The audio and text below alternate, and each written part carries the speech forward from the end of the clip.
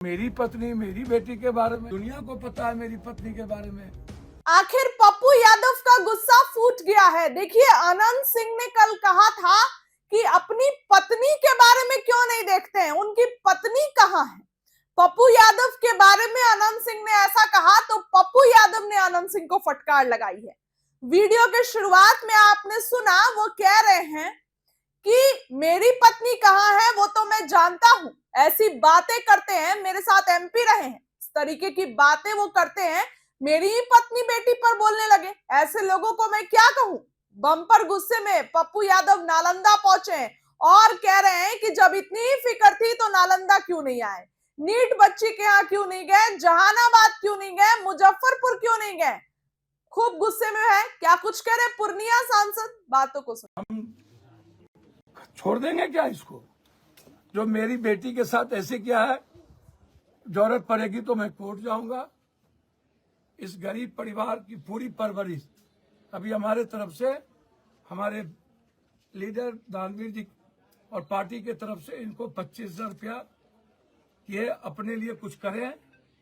अब मात्र पति पत्नी बच गया, उसकी पत्नी तो कह रही है झोरा पोछा खा करके हम करेंगे। और अभी तक प्रशासन वो खुलेआम घूम रहा है, यहाँ के मुखिया जी के घर में जाके सो रहे हैं। ये सही है क्या?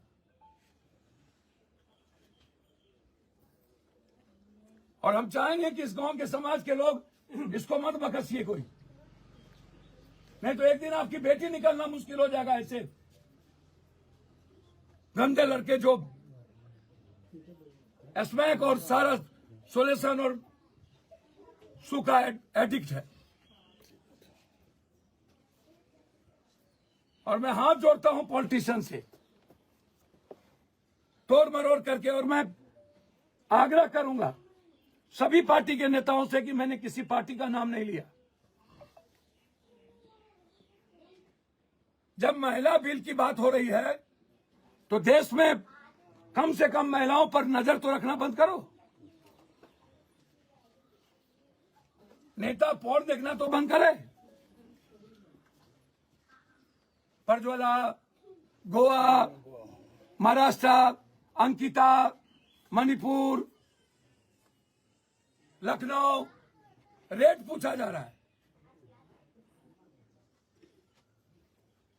इसीलिए मेरे बयान को आप गलत, हमको समझना चाहिए पप्पू यादव कह क्या रहे हैं।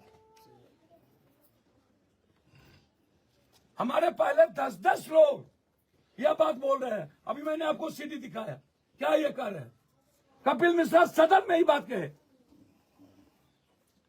उसके बाद पप्पू यादव को झूठ फूसकर है।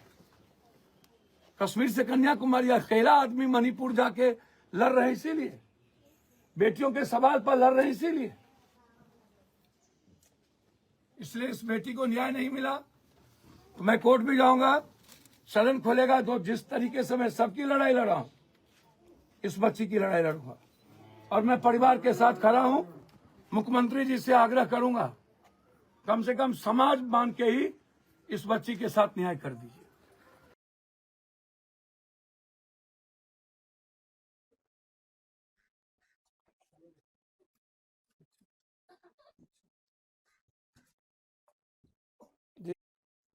उसी समाज से मुख्यमंत्री भी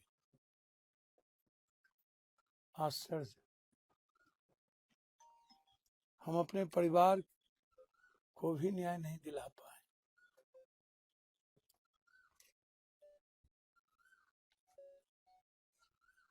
फिर ऐसी राजनीति और ऐसी कुर्सी किस बात है। कल भी हमने कहा कि माँ का दूध हम पी के बड़ा हुए, माँ के कोख में रहे। द्रौपदी का चीरहरण हो रहा था तो कृष्ण आए, समाज नहीं है। और मैं आज भी कह रहा हूं, महिलाओं का मान सम्मान, उसकी सुरक्षा, उसकी इज्जत